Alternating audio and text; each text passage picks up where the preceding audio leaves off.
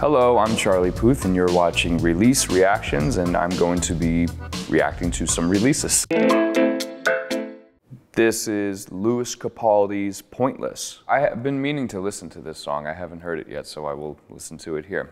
I like Lewis Capaldi. From all my years and graces to the little things I do, everything is pointless without you. Of all the dreams I'm chasing, great melody. only one I choose. Everything is pointless without you. That's a really good example of how you can make a song with a very simple sentiment and something topical that's definitely been sung about before, but make it and mold it in a very unique way to your artistry. I would know that that's Lewis Capaldi right away. It's an E major, has a little bit of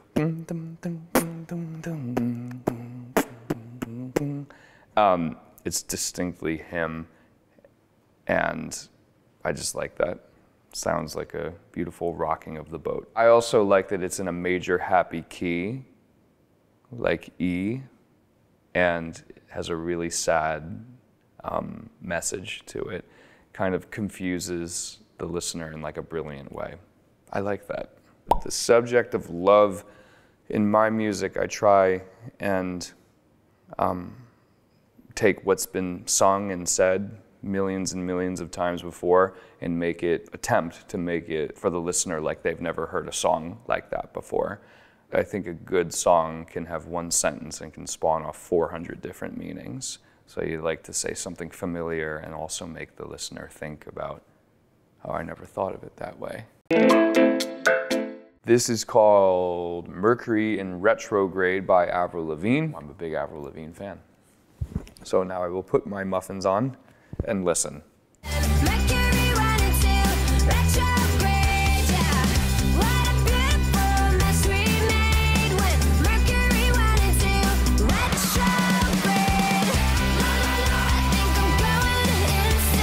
This gets a big giant retrograde thumbs up from me.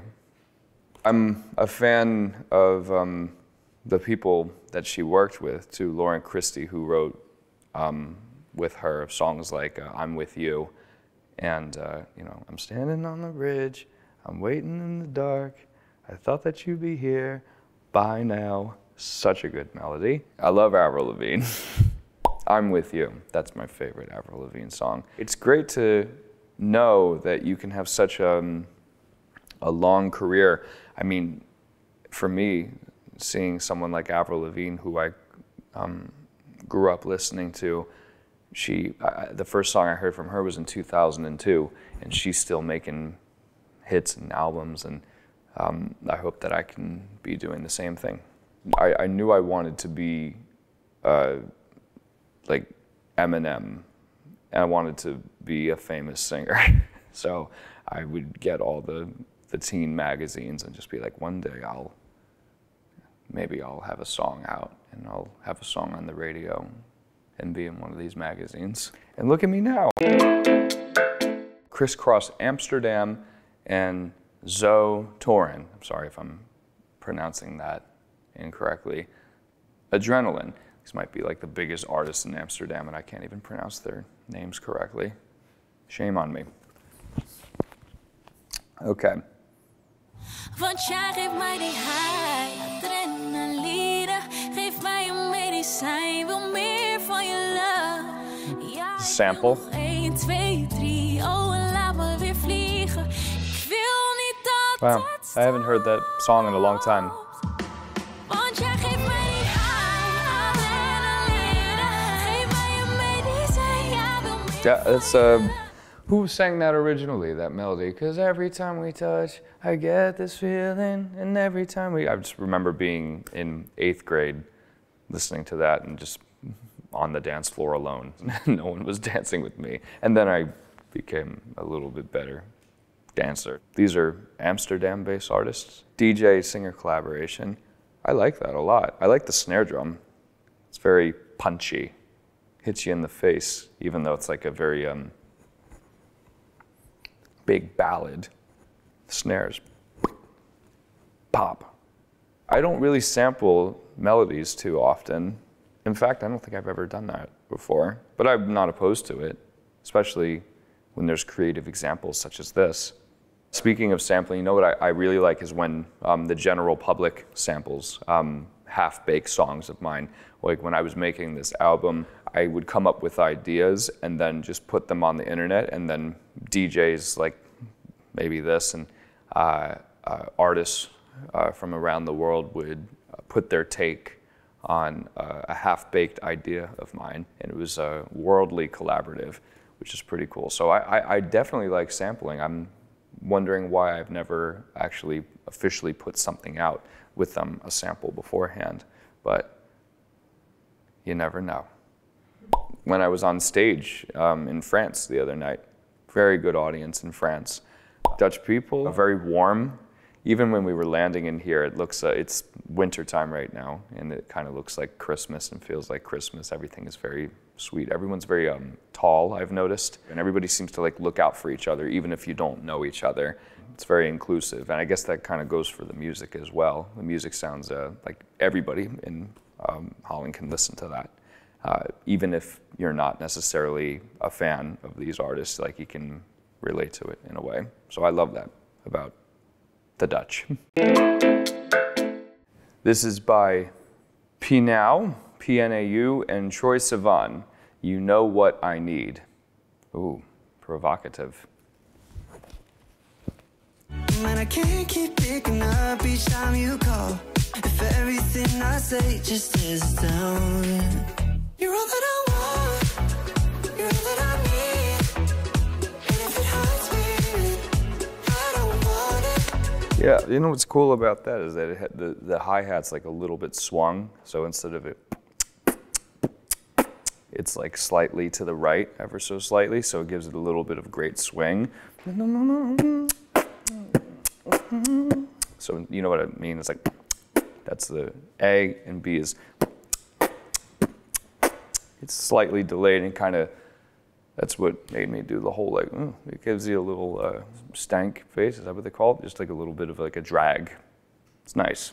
Last object that inspired me, I think a door creaking, my studio door. And then it made,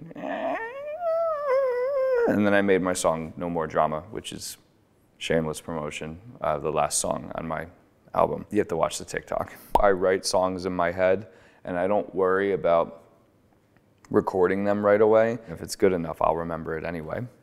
I like Lenny Kravitz a lot. I'm intrigued by his musical versatility and how he's able to not try so hard, but to make kind of seamless sounding music. I would like to be a part of that. His sound mixed with the type of music that I make together.